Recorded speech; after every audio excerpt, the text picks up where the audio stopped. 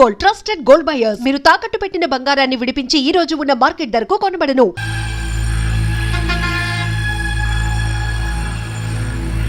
వెళ్దామమ్మా. Wait చేయండి, నా friend కూడా వస్తారు.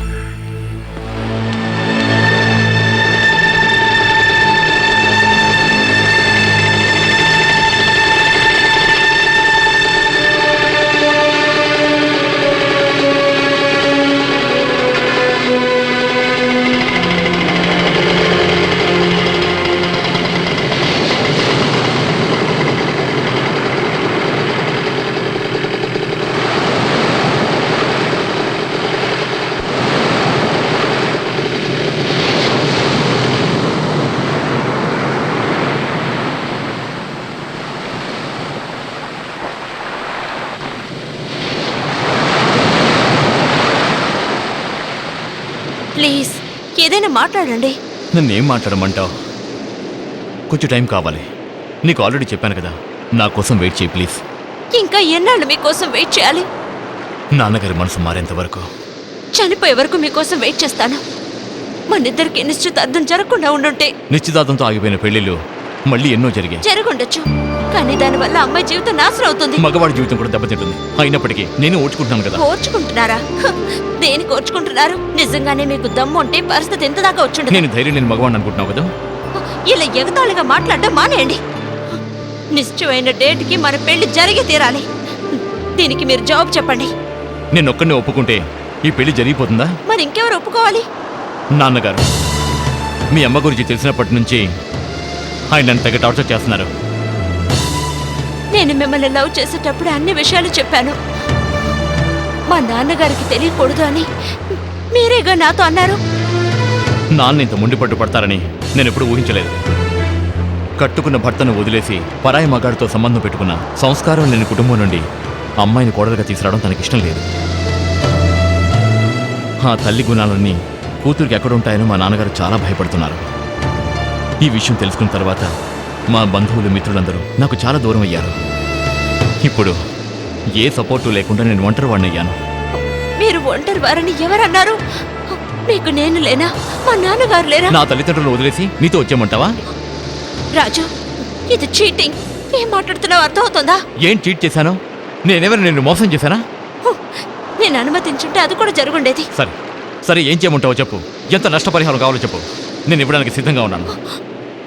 రిజిస్టర్ ఆఫీసులో సంతకం పెట్టి నన్ను మీరు పెళ్లి చేసుకోగలరా? చేసుకుని ఉండేవాడిని. కానీ ఒకవేళ ఈ పెళ్లి గనక అయిపోయి ఉంటే మా నాన్నగారి ఆస్తి నుండి ఒక చిల్లి గవ్వ కూడా నాకు ఇవ్వనని చెప్పేశారు. నేను వేసుకునే డ్రెస్ కూడా మా నాన్నగారు కొనిచ్చిందే. అంతెందుకు, నా దగ్గరికి వచ్చే క్లయింట్లందరూ మా నాన్నగారి పేరు తెలుసుకుని నా దగ్గరికి వస్తున్నారు. ఇవన్నీ నేను కోల్పోతే మనం బతకడం కూడా కష్టం. ఇలా చూడండి, మా నాన్నగారికి ఇల్లు ఉంది, బ్యాంక్ బ్యాలెన్స్ ఉంది. అవన్నీ మనకే కదా. మామయ్య గారి ఆస్తిని తింటూ కూర్చోవడం నాకు ఇష్టం లేదు. ఇప్పుడు నాకు బాగా అర్థమైంది. ఇలా చూడండి, ఇక మీదట మిమ్మల్ని ఈ విషయంలో కంపల్ చేయను.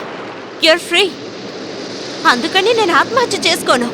మిమ్మల్ని పెళ్లి చేసుకోవడం కోసం మా నాన్నగారు లాంటి మంచి వ్యక్తిని బాధ పెట్టను.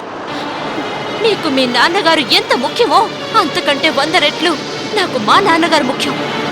Good bye.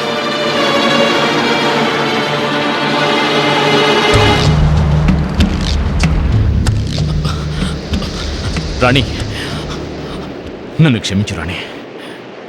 That's all right. మనం కలిసి ఆటోలో వెళ్ళడం ఇకపై ఎవరు చూడనక్కర్లేదు. మీరు వేరే ఆటోలో వెళ్ళండి. ఇదిగోండి.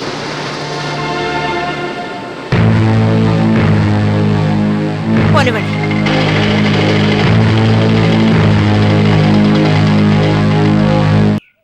నమస్కారం అండి. కూర్చోండి.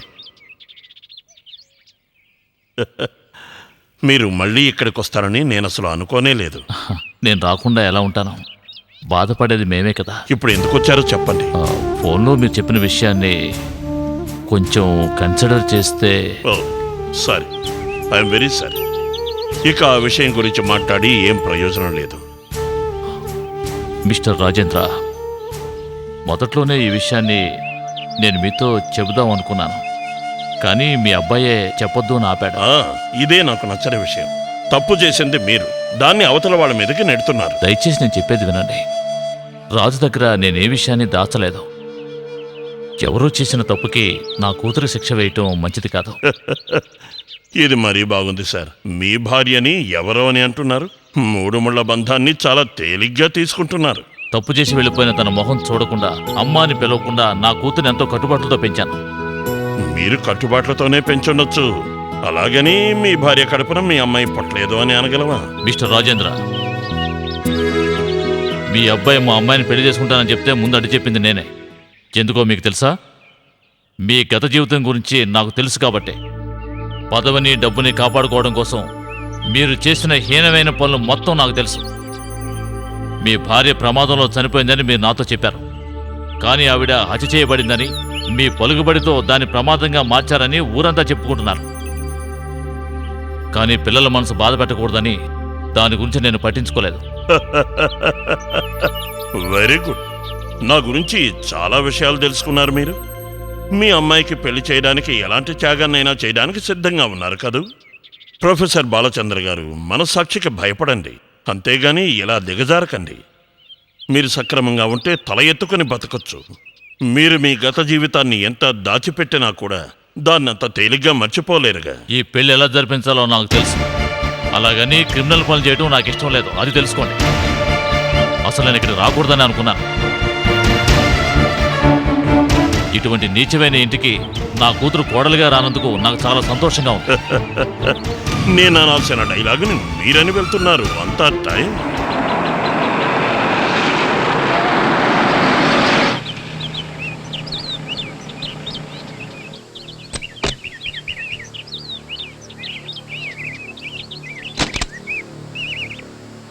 రాణి వచ్చిందా? లోపల ఉన్నారండి.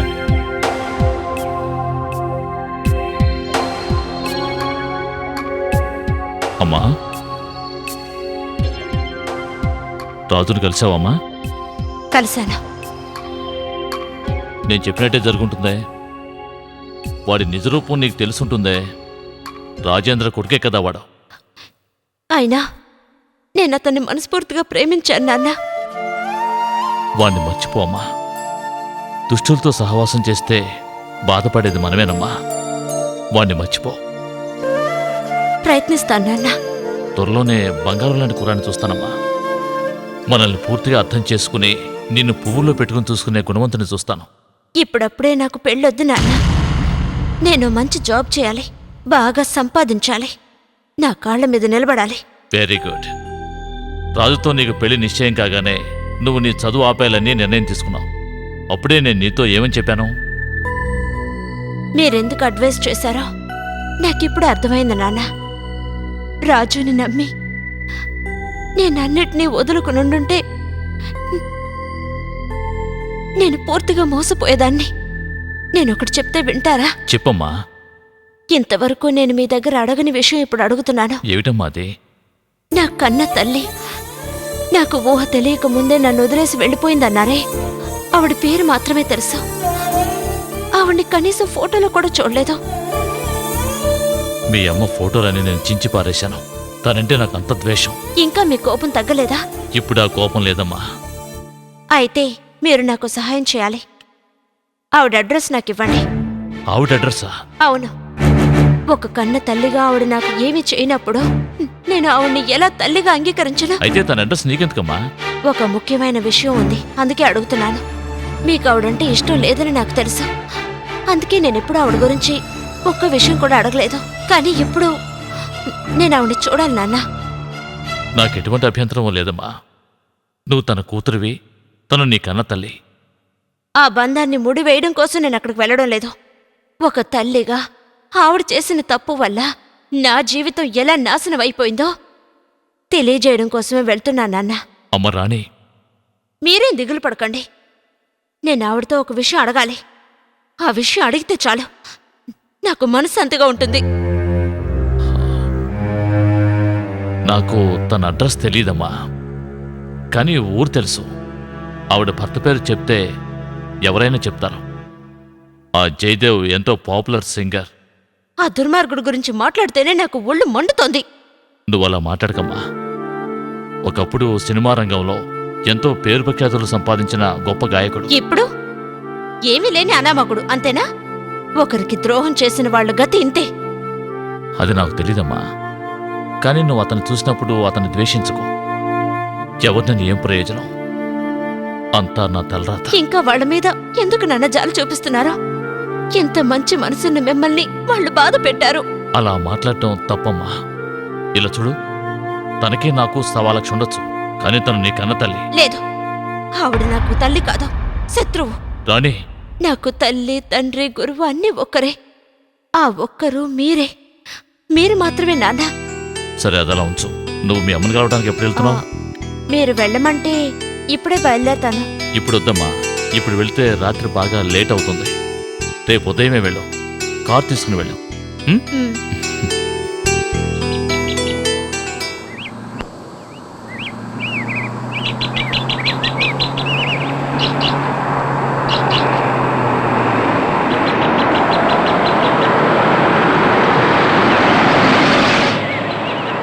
మీరు చెప్పిన ఊరు ఇదేనమ్మా. ఎవరి దగ్గరైనా అడ్రస్ కనుక్కోండి.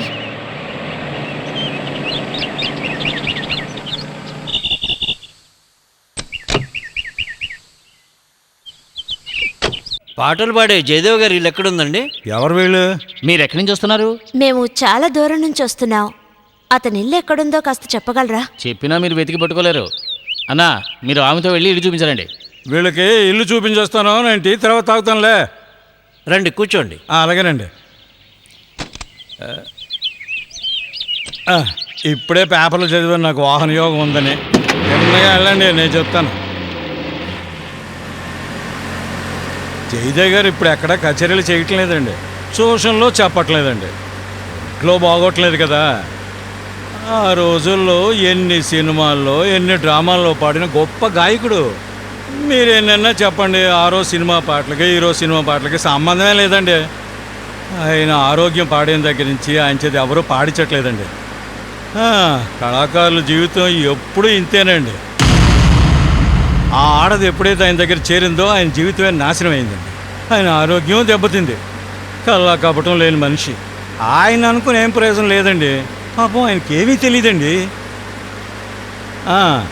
6-7 నెలల క్రితం టీవీలో చూశాను. పాపం ఆయనకి దగ్గు ఎక్కువ అవటం వల్ల సరిగ్గా పాడలేకపోయాడు. కానీ ఆ రోజుల్లో ఆయన పాడిన పాటలన్నీ ప్రతి ఒక్కరూ పాడుకునేవారు. కానీ ఇప్పుడు పాడిన పాటలో శృతి లేదు, తాళం లేదు. ఇప్పుడు ఈ పాట జయదేవ్ గారే పాడారని మీరు చెప్పినా కూడా మీ మాట అసలు ఎవ్వరూ నమ్మరండి. ఒకరోజు మా పక్కింటి టీవీలో ప్రోగ్రాం చూస్తున్నప్పుడు వాళ్ళ ఆవిడ ఒకటే ఏడుపు. పూర్తిగా ఆయన గురించి తెలిసిన వాళ్ళు తట్టుకోలేరు, చాలా బాధపడతారు. ఇంకా చాలా దూరం వెళ్ళాలా? వచ్చేసాం, దగ్గరలోనే ఉన్నాం. కానీ ఇంటి దాకా కారులో వెళ్ళటానికి వీలు పడదు. ఇక్కడే ఆఫ్ చేయి. దిగండి. చూడమ్మా, ఈ వంతెన దాటి అటుపక్క వెళ్ళాలి. నడుస్తారు కదా? మూర్తి సార్, మీరు ఇక్కడే ఉండండి, నేను వెళ్ళొచ్చేస్తాను. ఒంటరిగా వెళ్తారా? ఒంటరిగా కాదు, నేను వెళ్తాను కదా. మీరేం దిగులు పడకండి, చిట్టికేసే లోపల తిరిగి వచ్చేస్తాం. మీరు రండమ్మా.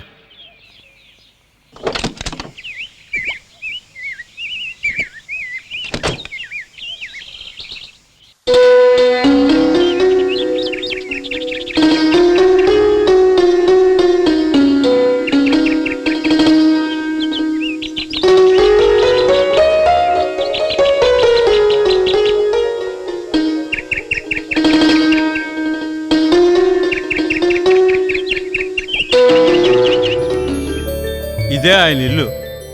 మరి నేను బయలుదేరుతానమ్మా. చాలా థ్యాంక్స్ అండి. పర్వాలేదమ్మా.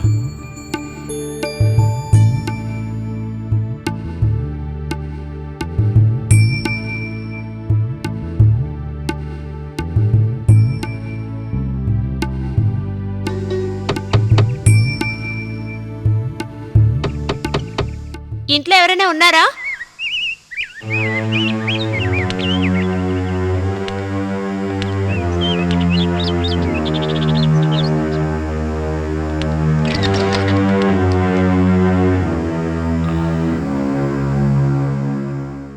మీరెవరో తెలియడం లేదే. నేను సుధాగారి కోసం వచ్చాను. ఓహో, సుధ కోసం వచ్చారా? ఉండండి, పిలుస్తాను. సుధా, సుధా, ఇలారా. తనేదో పనిలో ఉన్నట్టుంది. అన్ని పనులు తనే చూసుకోవాలి.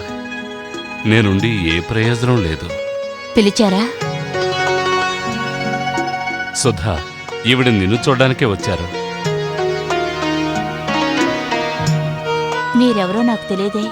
నా పేరు రాణి. రాణా? అవును, రాణి. ప్రొఫెసర్ బాలచంద్ర గారి కూతురు.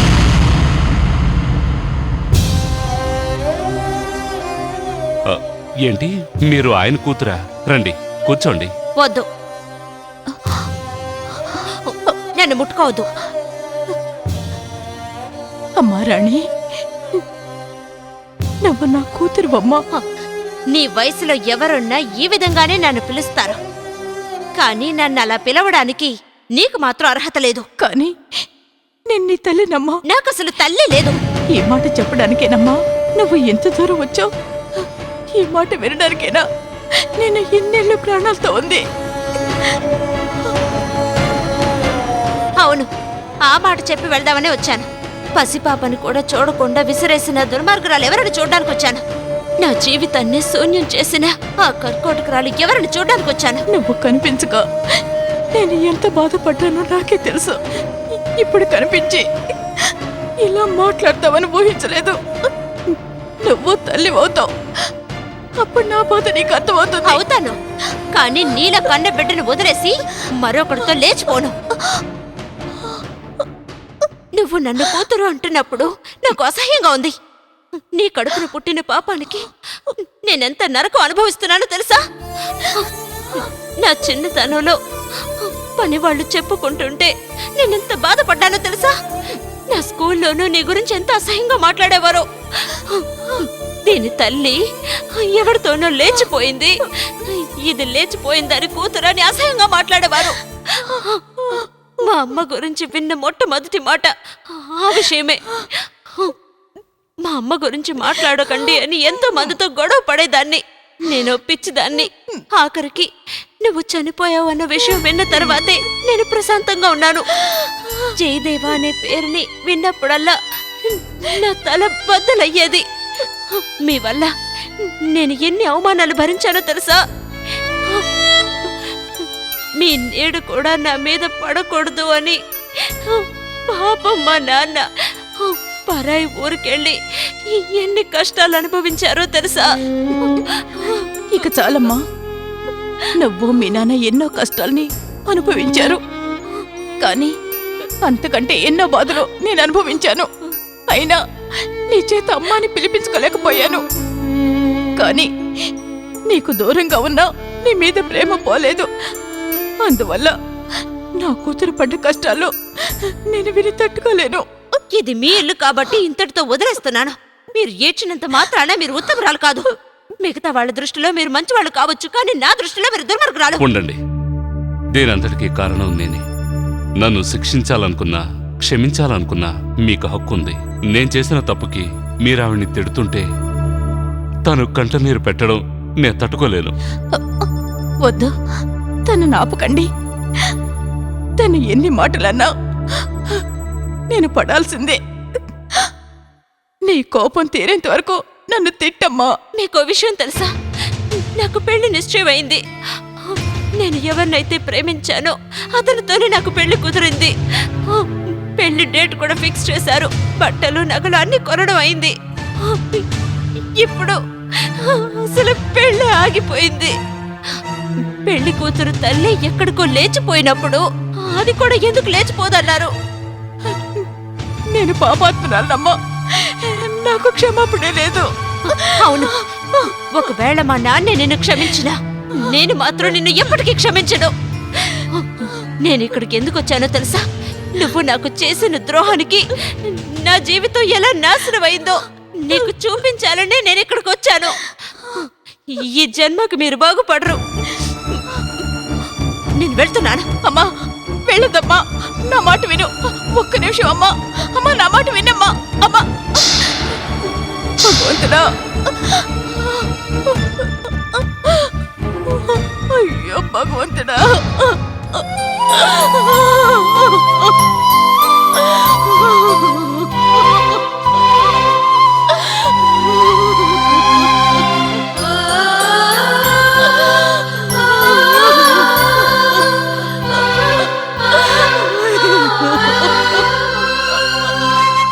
ఇన్నాళ్ళు నువ్వు ఒంటరిగా ఉన్నావు. ఇకపై అలా ఉండడం కుదరదు. నీకు ఆయన్ని చూడాలనుంటే చెప్పు, నేను నిన్ను బాలచందర్ ఇంటికి తీసుకువెళ్తాను.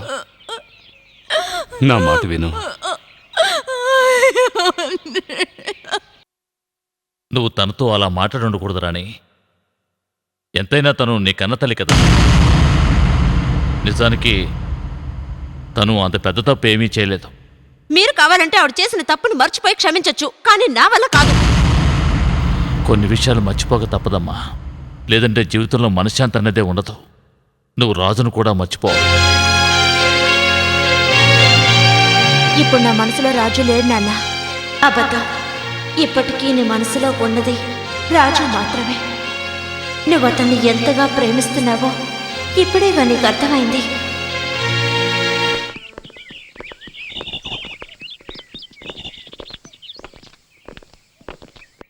ఏమిటి నీ పెళ్ళి ఆగిపోయిందటగా?